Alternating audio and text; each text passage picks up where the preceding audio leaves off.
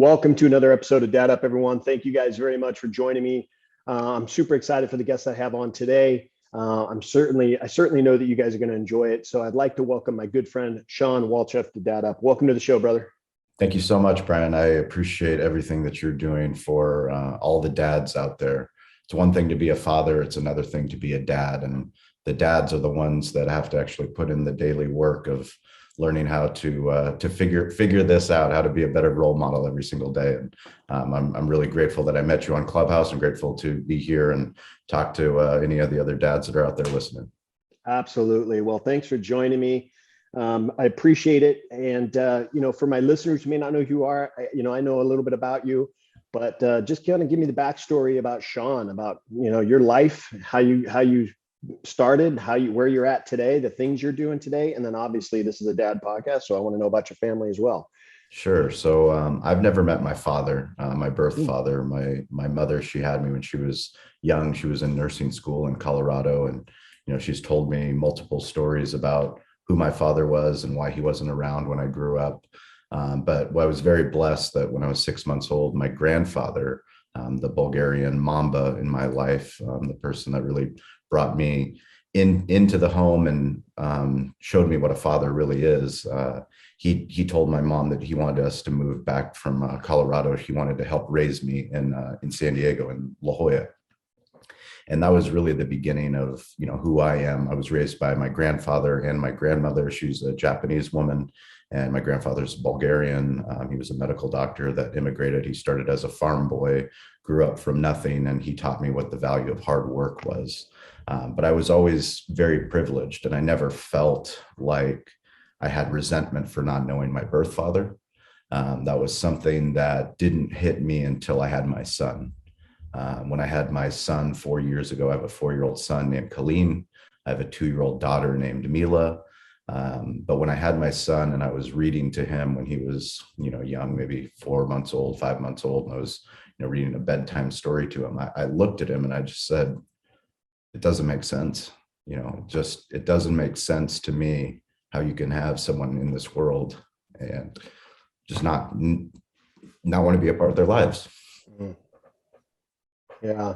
Well, let me ask you. So I want to go back to that, but let me get where you are today, because you're successful. You own, how many restaurants you own? You own, I know we're obviously going to be up to three restaurants coming up here in January of 2022. And you love to cook. You're all about the barbecue.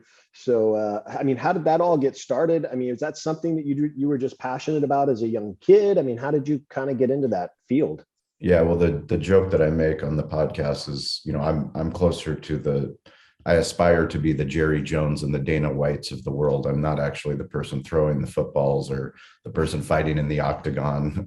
I much prefer to own the UFC or own the Dallas Cowboys. Those are my big goal aspirations. So I'm not actually the one doing the barbecue cooking. Somebody from San Diego doing barbecue is laughable to anybody that's in the barbecue meccas of the United States. But, we chose to get into hospitality. We chose sports entertainment. We opened in 2008 in a part of San Diego that was off the beaten path. They tell you location, location, location. But because we struggled so much, we learned how to do internet marketing, digital marketing, social media marketing. We learned all these skills that many successful restaurant owners really didn't have to learn. And because of that, in the 13 years since we've been in business, we learned how to turn our business into a media company. So we put on a podcast, we do YouTube videos, we make TikTok videos, we post content on LinkedIn. We teach other small business owners, entrepreneurs, how to share their message. So many people in social media, they want someone else to share their message. We want press opportunities to talk about our podcast, promote our show. Ultimately, the best thing that anyone can do that's listening to this, if you have a business, is to start sharing your own story. And that's basically kind of what we do and where we are. We're a barbecue media company. We're serious about barbecue, but we're also very serious about media. Well, you're right in my backyard, pretty much. We're sort of neighbors. So one of these days I'm gonna have to get down there and check it out. So that's cool. So 13 years, that's awesome. How did anything happen through the pandemic? How did you guys manage to keep things afloat? Yeah, people talk a lot in the pandemic about pivoting their business. We didn't pivot. We just went all in. So we went all in on digital. We already were a digital restaurant. We had delivery services through DoorDash, but we added Uber Eats and Grubhub, and then we switched our point of sale companies so that we could do more frictionless ordering to Toast, which is our point of sale system. So we did a lot of things to really digitize our restaurant and optimize. We can't discriminate how people get our barbecue. Barbecue takes time and it takes expertise. So, the traditional model is, for 13 years, build something incredible that people talk about or write about online, and they drive across the county. San Diego is 3.3 million people, but, they come and they line up on an NFL Sunday and they wait for an hour to get brisket. That's the traditional way of building a restaurant. And then you go and you replicate that, and it's another 5,000 square foot restaurant, and, 60 employees. It doesn't work anymore. The numbers don't work. So really, we've optimized what we call digital hospitality. How can we do what we do in real life? How can we do that online? How can we take care of people where they are? So if you're a dad that's at the Little League game, how can you just order brisket so it gets delivered to you, or so you can pick it up on the way home? And the better quality that we make it and the more efficient we make that process, if we make it like Amazon Prime, then we'll have a sustainable business into the future. That's very, very cool. I do want to touch on, obviously, your kids. You got a 4-year-old, a 2-year-old. I mean, obviously, you're building this business, I would think, in hopes that maybe eventually it can be passed down to them. Is that one of your hopes? Or, I mean, what's the ultimate goal for your companies? And it's a great question. It's something, I think about as I'm building. I think about as the kids are growing up. And I was, like I said, very fortunate to grow up in La Jolla, a very affluent part of San Diego, an affluent part of the world. Some of the highest net worth people live there. And, my grandfather paid for me significant money for me to attend a private school called Bishop's. And at that private school, I had 100 kids in my graduating class, and, a lot of very successful families, and a lot of families that had family businesses. They wanted the best for their kids. And, a lot of those times, some of those plans that the parents had or the grandparents had, they didn't really work out very well when they tried to impose their will and impose their business on the next generation. I think, when I look back and I look at the fathers, the bonus dads that I had, some of my friends, their best friends' fathers, the things that attracted me were that they didn't force their business down their kids' throat.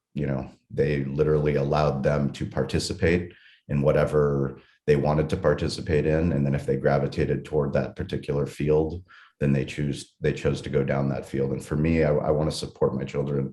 And that includes, sports, it includes business, it includes any hobbies that they have.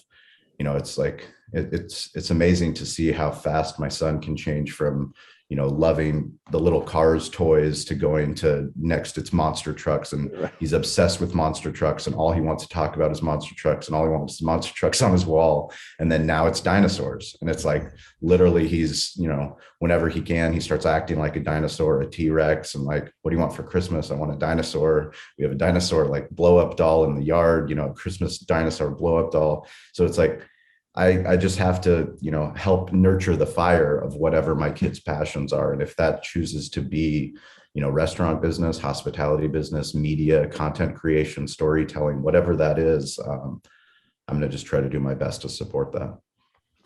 I think that's important as a dad or as a parent, is to support our kids and their passions. And one of the things that I think about for my own boys is that, my boys kind of gravitated towards sports when they were younger.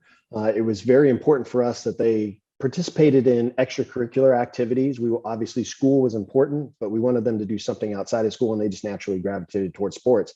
Did you grow up in, participating in sports, and is that something you think that your son's going to want to participate in, or even your daughter, even though she's absolutely? Yeah. I mean, I learned so much, from my coaches, from the friends that I met on the tennis court, on the basketball court, on the football field. So much of what we do with our business is giving back to local youth sports. So, really fostering a curiosity and a love for what, whatever they tend to gravitate to, back to growing up with affluent friends and friends' families. They had the resources to dedicate to kids, investing in youth soccer. And I've had friends that they played youth soccer so much that they ended up resenting youth soccer.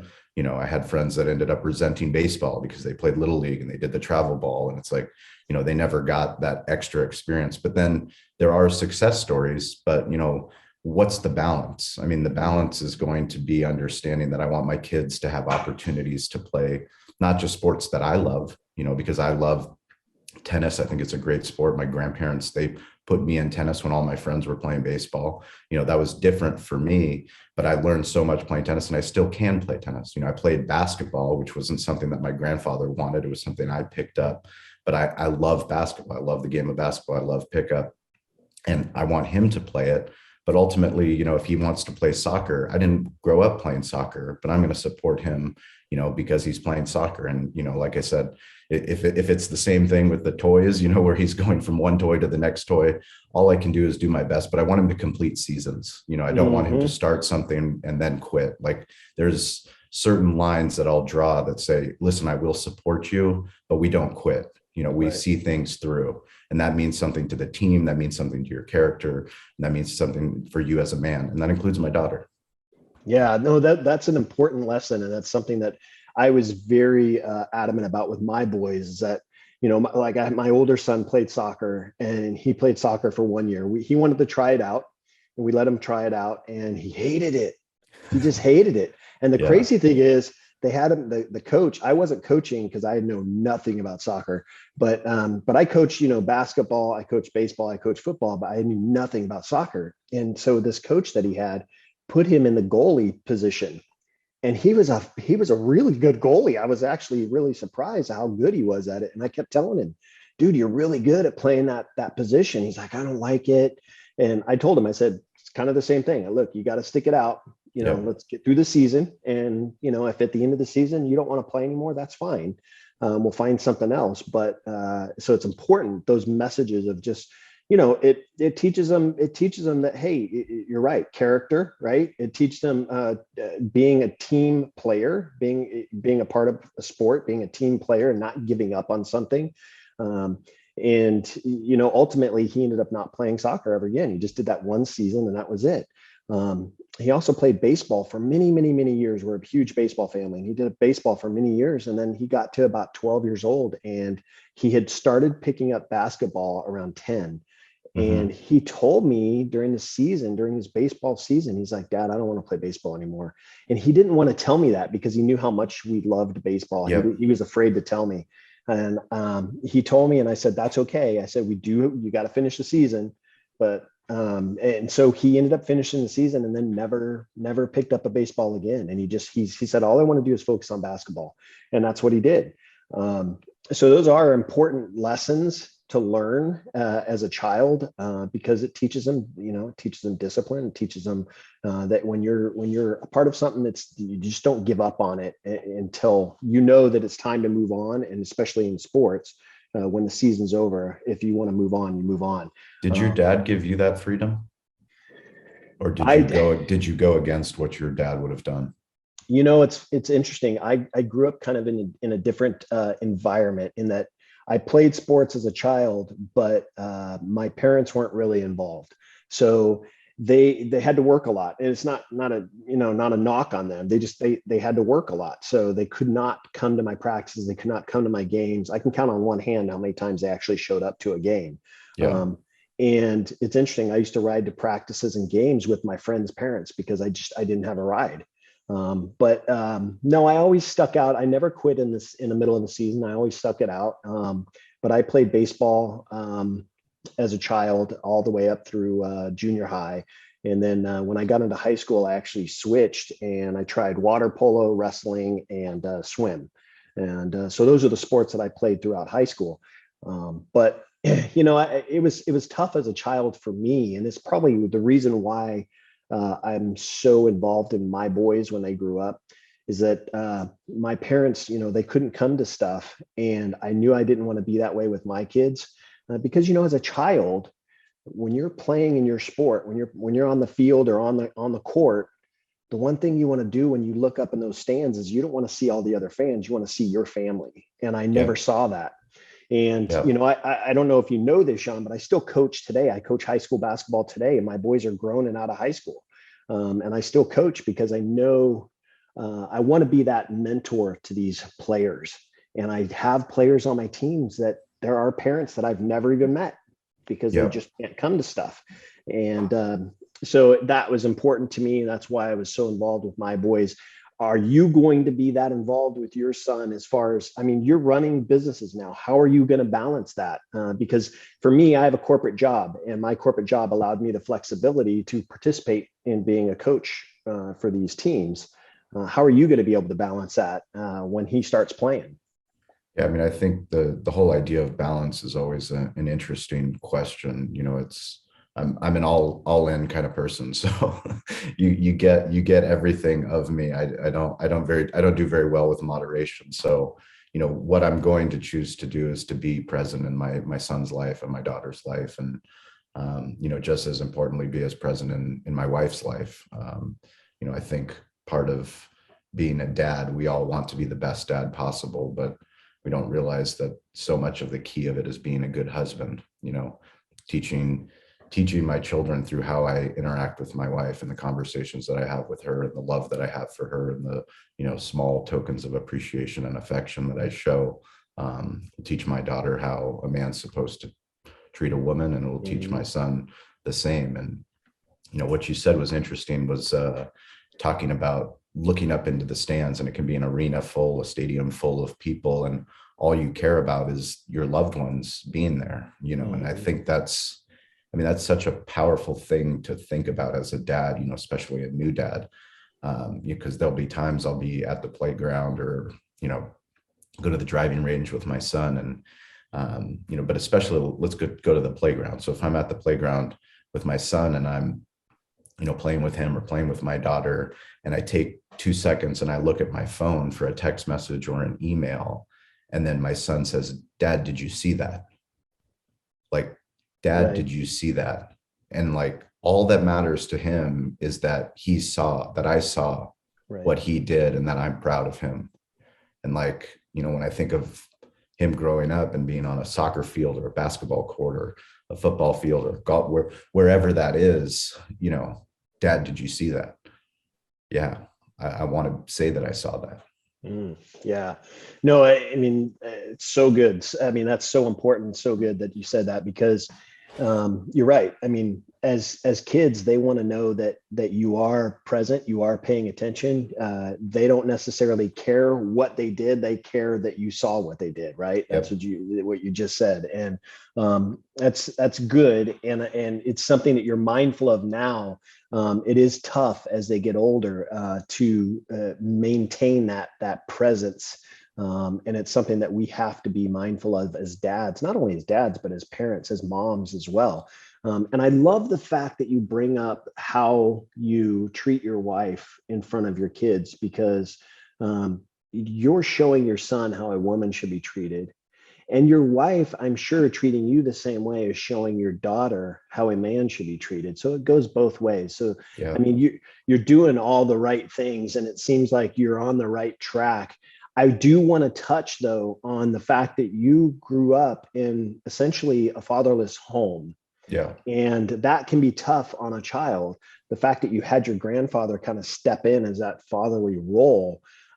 What kind of impact did not having an actual, your actual biological dad there, what kind of impact did that have? Or did your grandfather really kind of take the reins so well that you really didn't think about it much as a child? Yeah. It's interesting because, there were times in my life, multiple times, where I would introduce myself or, be the new kid at school, and, I would be bringing my grandparents. And for me, I always felt not a stigma towards it. I just felt like that I was different. I was different, that I had, a Bulgarian grandfather and a Japanese grandmother that were taking care of me, but I felt loved.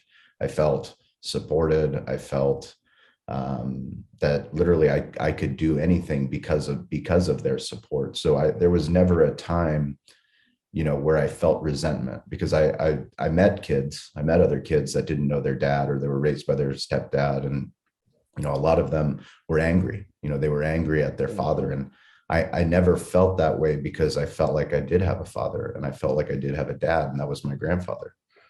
I really truly felt that. And like I said, until I had my own son, I hadn't even taken the time to investigate who my dad was. I really didn't give a shit. And once I was reading to my son and looking into his eyes and just saying, eventually my son's going to ask me, who's your dad? Right. Where's your dad? And I want to have some better answers than, the fairy book stories that my mom told me that, they just fell out of love and, he had to finish school and then they lost contact. And, I went to my mom and I started asking her tough questions. I asked her questions, not as a son, but I asked her as if I was a journalist or if I was an attorney deposing a witness, getting to the facts so that I could, hunt down and find out, where was he? And, I actually found an email address and I sent him an email, not asking for anything, just basically saying, this is who I am. I think, you might be my father because of, my mom being at school at this time in Colorado and this, that, the other. And I got an email back from his wife, and the wife, it wasn't an email that I was expecting, because she said, congratulations on having a son. It sounds like you're doing very well, but we're very private people and we don't want to have anything to do with you. So I'm not sure if he ever got the email from me, but I am sure that that was the first time that she knew, his wife knew, that I existed. So for me, going down, trying to find who my dad is, ultimately has left me with a lot of questions still, even more questions, unresolved questions. But it's also given me a deeper appreciation for my mother, how hard it was for her to not only have me without the support of my dad, but also to come back to San Diego and to essentially allow her father and a woman that she didn't know, because it wasn't her mom, a Japanese grandmother, raised me as she raised both my two half brothers. So, for me, it's a unique story, but it's also a story that many people can relate to, because, all families are alike. We all have, Tolstoy said it very well. We're all unhappy in our own way. But we're also happy. It's what you choose to be grateful for. And I'm grateful that I have two amazing kids, and I have an amazing wife that, yes, we're trying to be a better husband, trying to be a better wife, but that doesn't mean that we don't struggle. Right. The last year has been the hardest year of our marriage. We each have started going to our own therapists. We started couples therapy a week ago, and I struggle with addiction. I'm a recovering alcoholic that's been in a program of recovery that's had a lot of different issues on our marriage. And, all I can do is do it one day at a time. And today I'm going to try to be a better dad and try to be a better husband. And does that mean I'm going to be perfect? Absolutely not. But if I have an opportunity to share, the struggle that I've gone through and the things that are working, and working on yourself is hard. When you're running multiple businesses, when you're, trying to be a dad, trying to be present, and then trying to find time to, go through the skeletons in your closet and the character defects and the why, the reasons why, I might feel the way I do about my dad. I spent a lot of time in therapy talking about my dad, spent a lot of time talking about my grandfather, my mother, my wife, how I want to be a better dad for my kids. And, it puts me in a place where at least it's out in the open, and at least I can work on it and acknowledge it. Yeah. Well, there's a couple things that I want to talk about that you said in there. And first of all, the fact that you had the courage, I say courage, had the courage to send that email. I'm sure it was tough to send, but the response that you got back, I mean, I can imagine it was hurtful. Was there a sense of relief, or was there more of a sense of, I still need to keep searching? Or did you just, is it just kind of, you let it go? It's a good question. Because I went through multiple different emotions. At first it was anger at, why would she, not be willing to allow me to have that communication with my dad? Who does she think she is? Right. Then it was, what do I care anyways? And then it was, well, should I do a 23andMe test, which I did anyways, to see, because I might have another side, 50% of my bloodline, I don't know anything about. Mhm. My mother's side of the family is a Bulgarian side. My grandfather's Bulgarian. I'm 25% Bulgarian. I married a Bulgarian woman. She's 100% Bulgarian. My kids are more Bulgarian than I am now, because I have a huge, deep connection to Bulgaria, but that's 25% of my bloodline. The other 25% is the Irish Catholic side of my family. That's on my grandmother's side that I never knew because she passed away early. But 50% of my bloodline, I have no idea who they are, what they do, and any relatives that are outside of my father.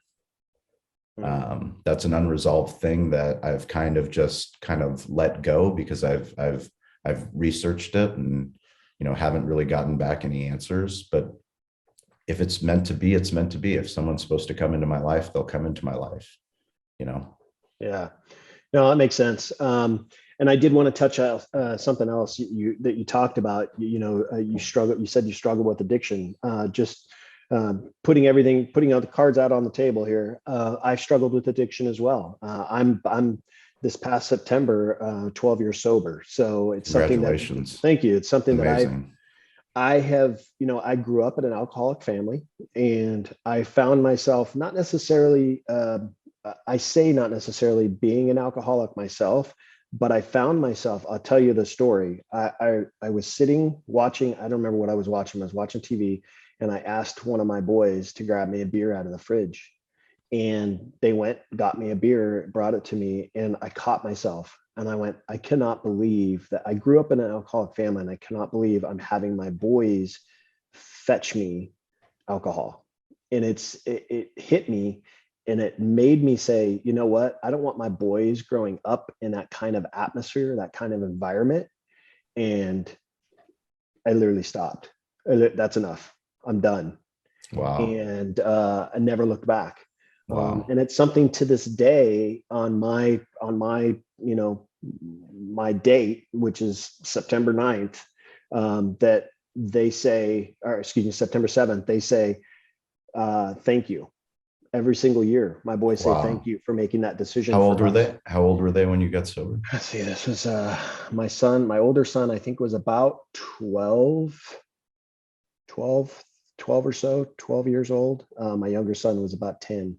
Wow. So, they thank me to this day, and it's something that I'm proud of. And I like to think that, what I could, if I wanted to, I could casually have a beer, but I don't want to bring that into my world, because I don't know what the results of it are going to be with not myself, but with my family, because they're more important to me. So, keep up that fight, brother. Thank you. And I'm always here in your corner if you need I anything. appreciate that. You need to talk, anything like that, you just need to vent. Call me up anytime. I really I'll be here to appreciate that. support you. Well, You yeah, I mean, also, I think what's important, that anybody that's listening to this podcast to know that you're not alone. right. If you're struggling, like, you're not alone, and there's people out there, there's programs out there that can be a tremendous resource. You don't have to be in the cycle of, feeling guilty, feeling ashamed of, what's happening. And there is a better way. Right. Absolutely. Absolutely. Now I did want to touch also, you mentioned, you going through and meeting with a therapist, and that you guys are going through couples counseling and all that. I'm working with my sponsor doing the steps. There you go. There you go. We'll I keep don't all think those there's up. any more self-help I can do.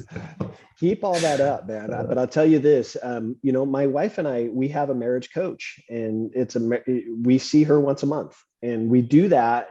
And I say it all the time, but we do that not because we have issues. We do that so we don't have issues. Yep. She kind of helps us, kind of navigate our conversations and things like that, things that come up. There's sometimes when we meet with her where we really have nothing to talk about. So we just have a casual conversation with our, she's a licensed therapist, but we call her our marriage coach. And my boys know that we go to her.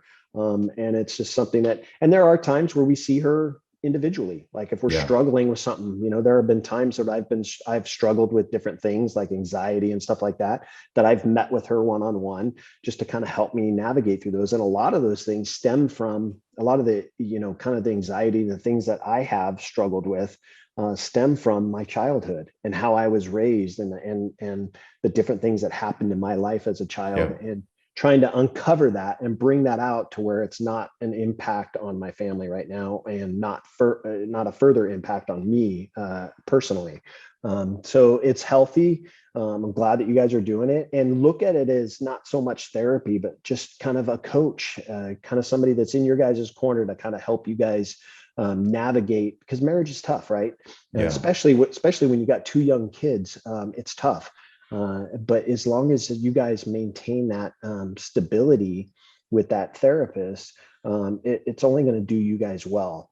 So that's great. You guys are doing that, and I Well, I mean, I think encourage. what is important is why I love what you're doing with the podcast is you're creating a platform and a safe space for dads and husbands and people to know that, like I said, you're not alone. The more that I talk to my friends, not on a surface level, but on a deeper level of, people ask all the time, in casual conversation, how you doing? Well, if you take the time to talk about the truth and the struggle that you're having with your wife, or the struggle or the thing that you did, how you messed up with, ignoring your son on the playground, whatever that might be, you'd be surprised if the people that you love and the people that are close to you, you can actually have a real conversation. Because the more that I talk about, me going to therapy with my wife, or our struggles with having two kids, at a young age, and moving houses. Literally, we sold our house when my daughter was born, and within 100 days moved into a new house, and that was a tremendous strain on our marriage. And when I talk to other friends that have young kids, they talk about how difficult it was for them too. And what do? We're all in on the family. We want to make sure that we're all together, but then who has time? Like, I need time for myself to be a better dad, to be a better husband. One of the things they talk about in therapy, a story that I share on our podcast all the time, is when I first went to therapy, my therapist asked me, Shawn, when you're traveling on an airplane and they tell you, and you're traveling with kids, I didn't even have kids at the time, they're going through the safety instructions, what do they tell you? And I said, well, when the oxygen mask comes on, what are you supposed to do? And as a dad, as a man, you're supposed to protect everybody, right? You're supposed to save the entire plane. Well, that's not what they tell you to do. They tell you to put the oxygen mask on yourself first, because otherwise you're worthless to your wife, you're worthless to your kids, you're worthless to anybody else on the plane. And like, that's such a powerful thing to know, that if you truly want to help your family, if you truly want to be a better husband, if you truly want to be a better dad, you need to be a better man. Like, you need to work on you. And working on you means taking the time for you to go through your own shit. And we all have shit that we need to work on. And every single day, the more that we work on it, then the better we can be. It doesn't mean that we're going to be perfect either. Yeah, no, you're absolutely right. It's something that dads don't, they think, and this one of the reasons why I do the show is that dads feel like they carry all this weight on their shoulders, and that's not necessary. And the other thing is that you need to learn, as you said, take time for yourself, because if your fuel tank is not full, you're not going to be able to provide the energy that you need to provide to your family. You're not going to be able to be all in. And a lot of dads, I've seen it over the years, is that they work these 60, 80-hour weeks, and they come home and they're just exhausted, and they just want to either go to bed or sit and veg, or they turn to addiction, alcohol, things like that.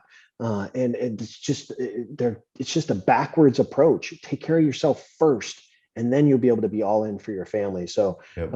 yeah, absolutely. Even if it's just going for a drive by yourself, just to kind of let your mind kind of think and kind of get free before you come in the door.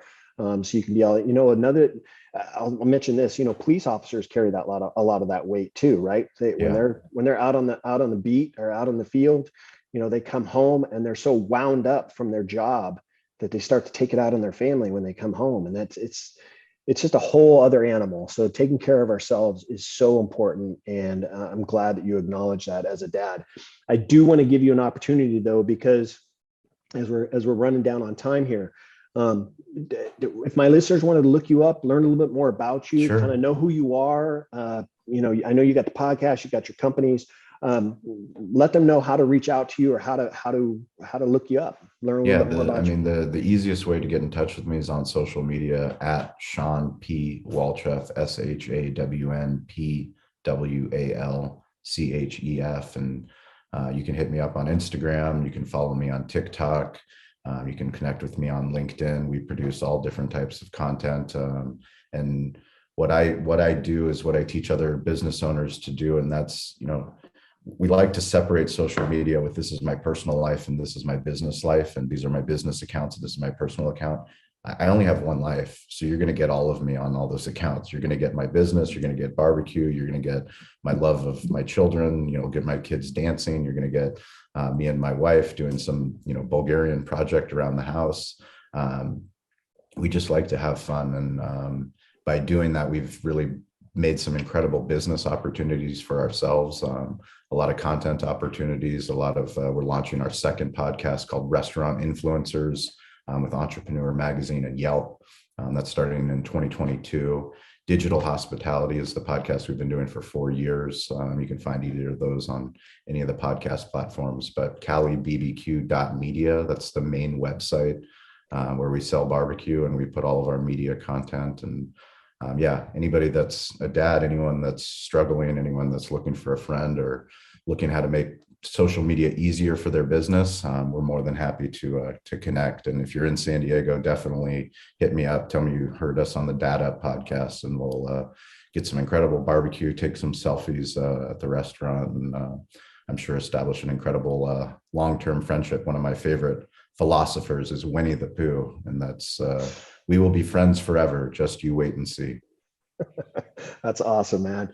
Well, listen, Shawn, I'm certainly glad we've connected and certainly glad we gotten to know each other over the last few months. I'm looking forward to continuing our friendship. And I'm telling you, I'm coming down to San Diego because I got to try it. I got to be there. I got to see what it's all about. So I'm looking forward to hopefully when I'm down there, you and I can kind of catch up and maybe break some bread together. So I'm looking forward to having you, Bryan, on the Digital Hospitality podcast.